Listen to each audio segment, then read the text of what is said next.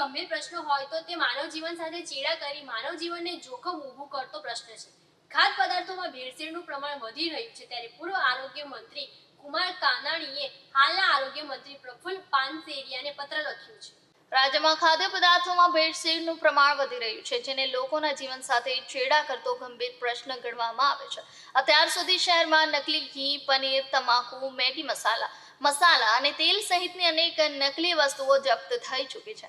આ ગંભીર સમસ્યાને ધ્યાનમાં રાખીને પૂર્વ આરોગ્ય મંત્રી શ્રી કુમાર કાનાણીએ હાલના આરોગ્ય મંત્રી શ્રી પ્રફુલ્લ પાનસેરિયાને પત્ર લખી નકલી દવાઓ બનાવનાર અને વેચનાર માફિયાઓ તેમજ ખાદ્ય પદાર્થોમાં ભેળસેળ કરનારાઓ સામે કડક કાયદો બનાવવાની માંગ કરી છે. તેમણે પત્રમાં ભારપૂર્વક જણાવ્યું હતું કે ભેળસેળ કરનાર આજે બેફામ બની ગયા છે. તેમને કોઈનો ડર રહ્યો નથી અને લોકોના જીવની કોઈ પરવા ન હોય તેમ તેઓ ભેળસેળ કરી રહ્યા છે.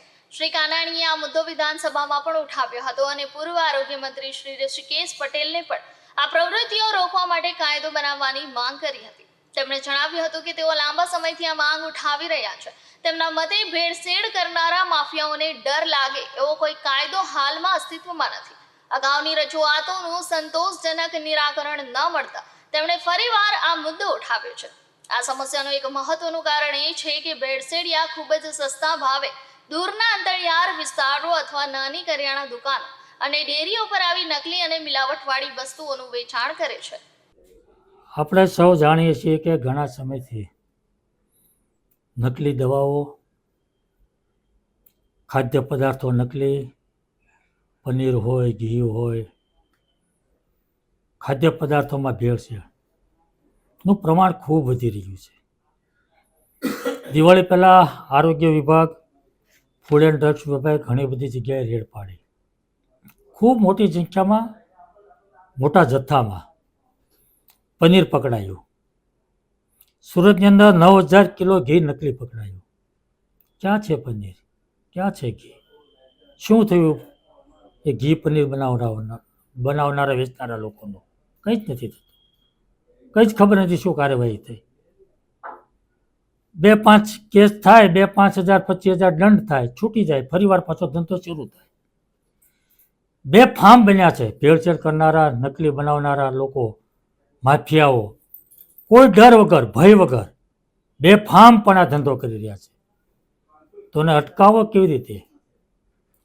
મિટિંગો કરવાથી, નિવેદનોબાજી કરવાથી, કોઈ આદેશો કરવાથી આ વસ્તુ શક્ય નથી.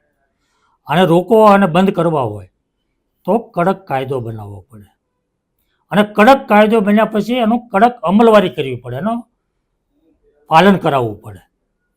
અને એટલા માટે આ અગાઉ પણ મેં મુખ્યમંત્રીને પણ આ વાત કરી છે. જે તે સમયે ઋષિકેશભાઈ પટેલ આરોગ્ય મંત્રી હતા, એમને પણ પત્ર લખ્યો છે. વિધાનસભા ગૃહમાં હું બોલ્યો છું કે આની સામે કોઈ કડક કાયદો બનવો જોઈએ અને કડક રીતે એનો અમલ થવો જોઈએ. એનો કંઈ પરિણામ નથી મળ્યું, કાયદો નથી બન્યો. એટલા માટે ફરીવાર મેં મુખ્ય આરોગ્ય મંત્રીને પત્ર લખ્યો છે કે આવા માફિયાઓને રોકવા હોય. લોકોના જીવન સાથે છેડા કરે છે. કોઈ એક વ્યક્તિની હત્યા થાય તો એ હત્યા કરનાર આરોપીને આજીવન કેદ થાય, એને ફાંસીની સજા થાય. આ લાખો લોકોના જીવન સાથે છેડા થઈ રહ્યા છે, આરોગ્ય સાથે છેડા થઈ રહ્યા છે. કોઈ કાનૂન નહીં, કોઈ એવો કડક કાયદો નહીં. લોકો બેફામ થઈને ડર વગર, ભય વગર આ કામ કરી રહ્યા છે.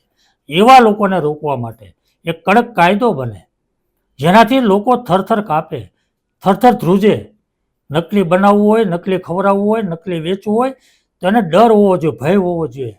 અને એટલા માટે એવો કડક કાયદો બને અને કડક કાયદો બન્યા પછી એનો કડક રીતે અમલ થાય એવી મારી માગણી છે. શું લાગે છે તમારી માગણી સ્વીકારવામાં આવશે? હું મારી ફરજ નિભાવું છું. લોકોની જે પીડા છે, વેદના છે, લોકોમાં જે પ્રશ્ન છે એ લોકોનો અવાજ છે. એ લોકોનો અવાજ હું વહીવટી તંત્ર સુધી યોગ્ય જગ્યાએ પહોંચાડું છું.